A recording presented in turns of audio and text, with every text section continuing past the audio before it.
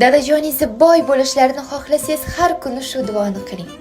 Allohim, dadajonimni Ibrohim alayhissalom kabi barakali, Yusuf kabi hurmatli, Ayub alayhissalom kabi sabrli, Sulaymon alayhissalom kabi hikmatli qilgin. Robbim, otamni barcha payg'ambarlarning yaxshi sifatlari bilan ziynatlantirgin. Sog'lik, xotirjamlik, halol rizq va uzoq umr nasib etgin.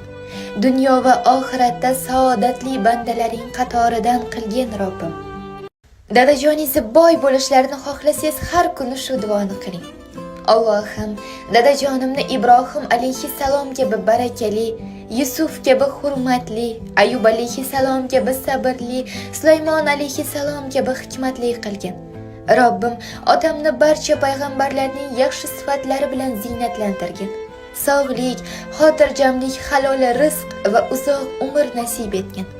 Dunyo va oxiratda saodatli bandalaring qatoridan qilgin Robbim.